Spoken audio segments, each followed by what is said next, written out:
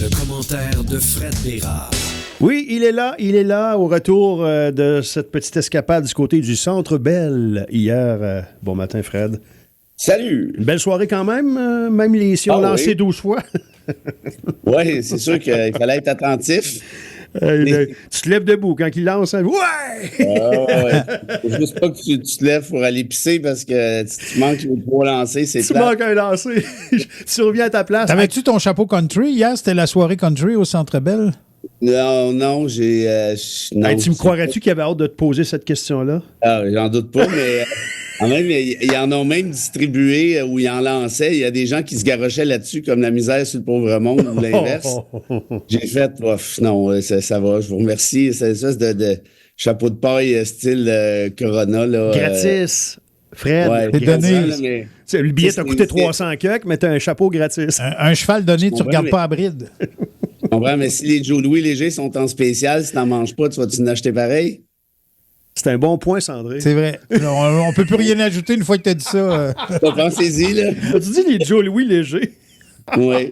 Il y en a-tu, les diètes? Ça doit exister. Il n'y a rien qui se fait pas. Joe Louis diète. Je serais pas surpris. Aïe, aïe, aïe. Les citations ce matin, le combat sera entre qui et qui? Oh!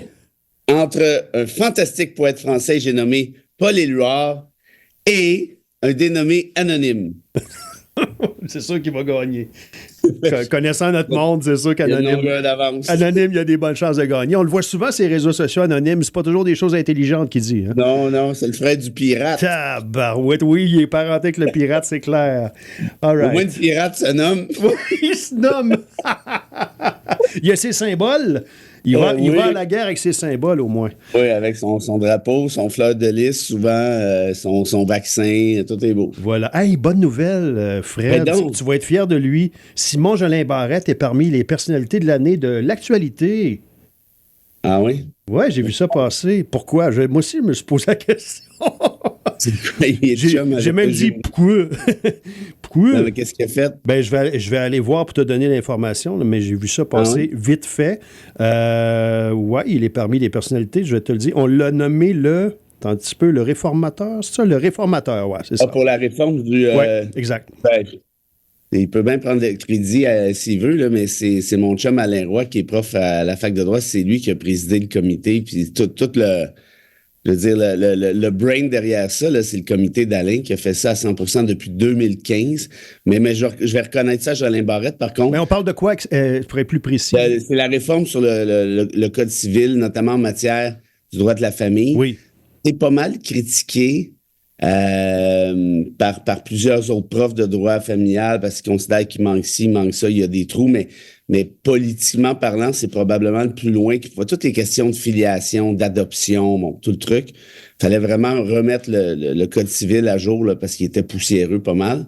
Parce qu'il y a eu des changements dans notre société depuis 1994. C'était dû, là, mettons. Ouais. C'est quand le Code civil était entré en vigueur.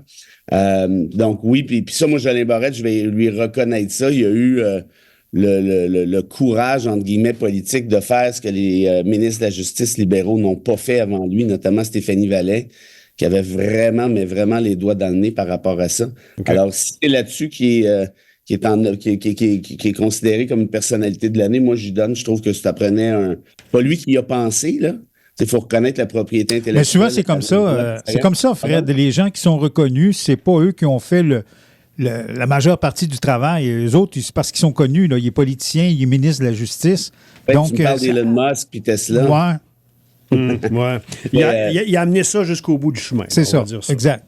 Non, puis ça prend des politiciens pour justement pour porter le ballon, comme on dit. Ouais. Puis ça, non, ça, il l'a fait, ça, moi, c'est loin d'être mon préféré, mais je lui donne ça. Porteur de ballon. C'est mieux que porteur d'eau. Des fois, tu peux faire les deux en même temps. Oui, c'est clair. En rafale, Paul Bernardo, troisième refus de demande de libération conditionnelle. On dit qu'il est encore à risque. Il est encore à la Macasa. Oui. Hein? Exactement. Bon, il fallait dire bonjour, si vous voulez. Non, pas tant que ça, non. Mais, tu vois, je suis quand même content que tu poses la question. Parce que, tu vois, très souvent, on parle dans les médias du système de justice comme étant, regarde, c'est le bordel, regarde l'erreur ici qui a été commise, regarde, c'est pas assez long, patati patata. Puis souvent, je peux comprendre très bien la frustration citoyenne là, qui peut être justifiée, mais la preuve que le système peut marcher aussi, puis que c'est pas si facile que ça s'en sortir, ben regarde ce que tu viens de me dire là. Tu sais, Bernardo, c'est sa 3e fois, puis il va retourner asseoir ses faux fun sur la banquette de la prison. Puis si tu veux mon avis, là, il va en avoir encore pour une couple d'années, parce que ce qu'il a commis comme meurtre, pas comme... C'est des meurtres, lui, hein, oui? Oui. Je suis pas vraiment ça, en fait, pour pas dire que ça m'intéresse pas. Meurtre, puis des viols aussi? Oui, meurtre, viol, séquestration. C'est assez complet, là. Ouais. Convaincre un comité de libération conditionnelle que finalement, tu as des remords, tu le regrettes, puis inquiétez-vous pas, je vais aller planter des pâquerettes chez ma tante Ginette, là, c'est pas fait. On va dire ça comme ça. Parlez-en à Valérie Fabricant, le prof de Concordia qui avait fait feu sur des collègues. Lui aussi, il est rendu à quelques demandes ratées là, de réintégration. Donc, en d'autres termes, le système, pour ceux qui sont loi et l'ordre, puis c'est tout à fait correct de l'être, ben il est pas si facile, c'est pas une passoire, là. Tu peux pas sortir de là en claquant des doigts. Là, mais là, ce qui regardait peut-être bien pour lui, c'est que depuis qu'ils l'ont transféré à la Macasa, c'est la Macasa Sécurité Minimum, donc il y en a plusieurs qui pensaient que vu qu'il était maintenant rendu dans cette prison-là, que ça allait venir là. C'est pas automatique. Non.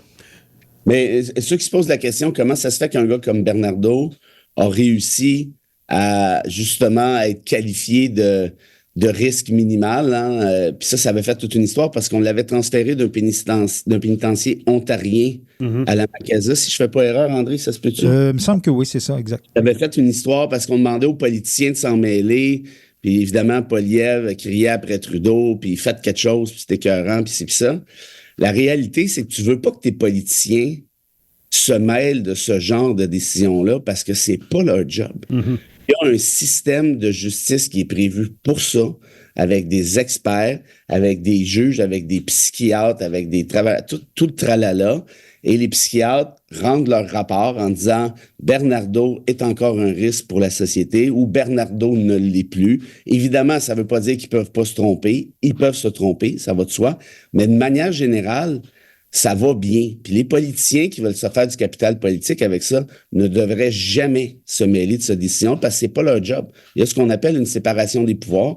Faites votre job du politique, le job du judiciaire va faire la sienne sans intrusion d'eux, parce que tu demandes à n'importe quel politicien, voulez-vous la libération de Bernardo? Évidemment qu'il va dire non, parce qu'il sait que s'il dit oui, il va se faire ramasser. Mais c'est parce que son opinion politicien n'a aucune importance. Qu'ils disent oui, non, peut-être, on s'en fout. La réalité, c'est qu'on a besoin d'experts qui rendent une décision claire et nette. Puis pour qu'on règle peut-être ce dossier-là, pourquoi c'était peut-être une bonne idée de l'amener en sécurité minimale, puis évidemment, je pardonne en rien ce qu'il a fait là, en disant ça, c'est que notre système de justice est basé sur le fait de tu dois laisser comprendre aux prisonniers que s'ils ont un bon comportement pendant plusieurs années, pas pendant 2 semaines, puis pas pendant 3 semaines, pendant plusieurs années, puis ils ne présentent plus de risques, tu dois les récompenser, entre guillemets.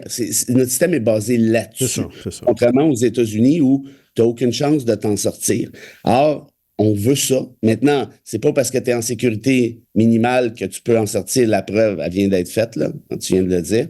Ce qui veut pas dire que ça pourrait jamais arriver, mais si j'avais engagé l'argent d'épicerie, c'est pas là-dessus que je la mettrais, moi. Ouais, là, il a évoqué le fait qu'il avait eu une enfance pas facile, battue par ses parents et tout ça. Nice try, comme on dit. La chose est rendue là aussi. La Motta, du côté de la Macasa. Oui, Magnota. Magnota, c'est ça. On peut pas faire un club étoile. Il y a une équipe All-Star. Un gros trio. Mais si ça... Je suis en train de... Moi, j'aime pas beaucoup les trucs de... Je m'en fous, en fait, honnêtement, mais si vous voulez regarder une magnifique série, et j'insiste, une magnifique série sur Netflix, ça s'appelle Entrevias, comme E-N-T-R-E-V-I-A-S. C'est magnifique. Ça se passe à Madrid, en Espagne, dans un quartier ultra tough. Puis c'est beau, c'est humaniste à quelque part. C'est raide en même temps. Okay.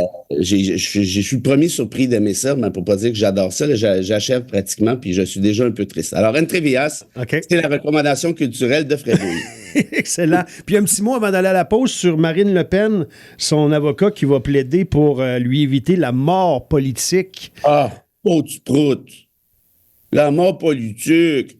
Puis Mathieu Bocoté, il nous a dit elle est persécutée politiquement. Écoute-moi bien, Mathieu, elle n'est pas persécutée politiquement, bout de Christ. Ça s'appelle un état de droit. Fait qu'elle est accusée en vertu du droit, puis elle va être jugée en vertu du droit. Ça finit là. La politique n'a rien à voir là-dedans, puis on n'en veut pas.